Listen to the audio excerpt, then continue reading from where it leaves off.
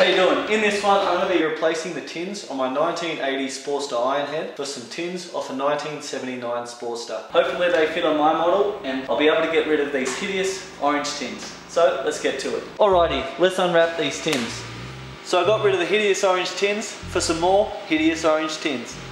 Alrighty, before I take the tank and the rear fender off, I'm going to remove this seat with these nice wings.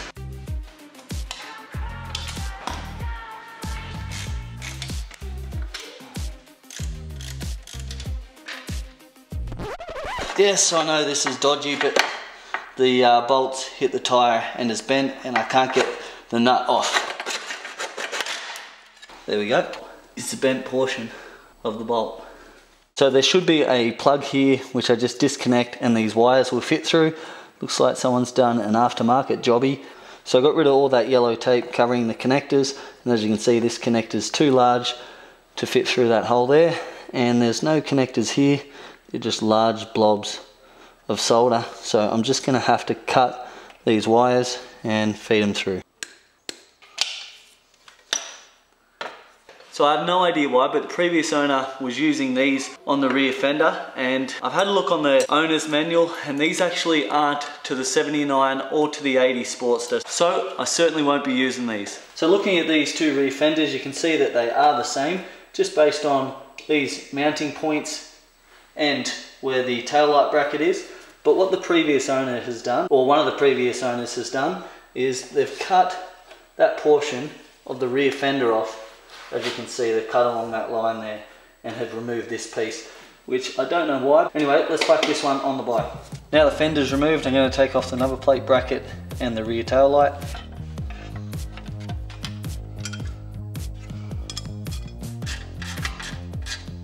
So as you can see, the sheathing to my rear tail light wiring has been worn away by the rear tyre.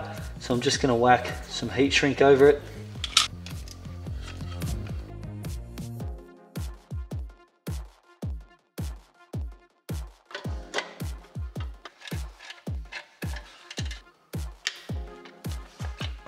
So as you can see, the rear end of this bike has been butchered.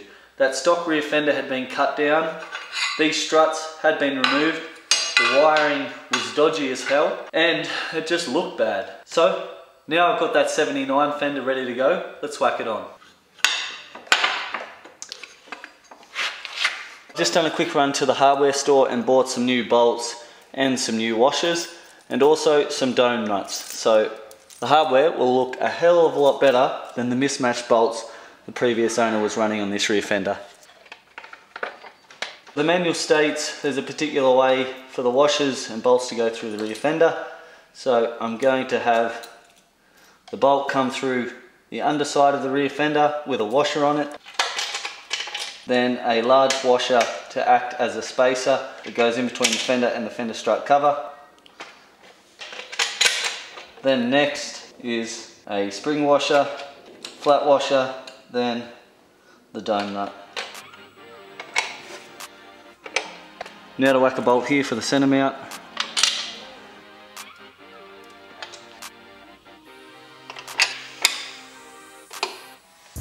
Alrighty, now let's take the tank off. Start off by disconnecting the fuel line. Now the tank mounting bolt.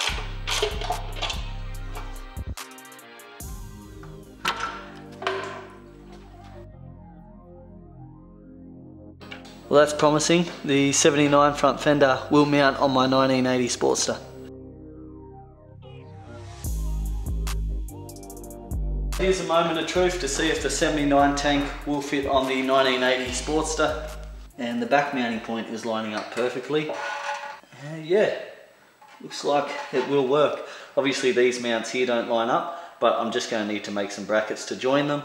But there is a hole in the frame just here, and the rear of the tank will mount up perfectly. As I said, just got to make some brackets, so let's do that.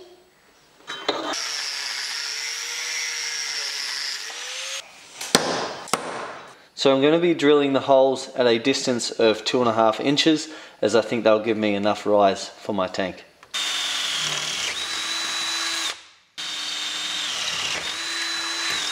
Alrighty, I've got my risers made up Obviously, I'm going to tidy them up by rounding the edges, but I'm just going to see if 2.5 inches is enough rise for this tank. I think a 2.5 inch rise is perfect for the way the tank follows the line of the frame. Really happy with that. Now I've got the edges of my risers rounded off, time to paint them.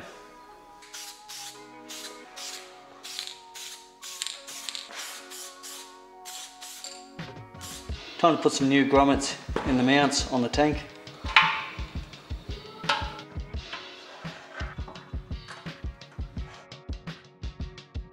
Now the risers are dry, let's put them on the bike.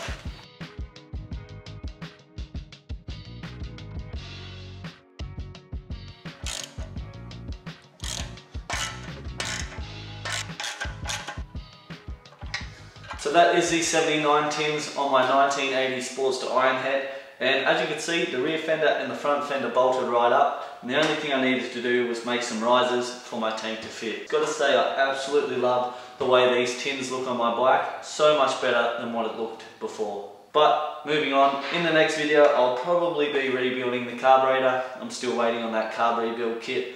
And I've got so much more to do to this bike. I still got to buy some grips. I still got to buy some steel bushings for my rabbity handlebars. I've got to buy some indicators. I've got to get a Springer seat. I also need to buy a new front brake line, and I'm sure there's loads more that I've got to buy. So if you'll excuse me, I'm going to head over to Lowbrow Customs website and spend about $1,000 on parts.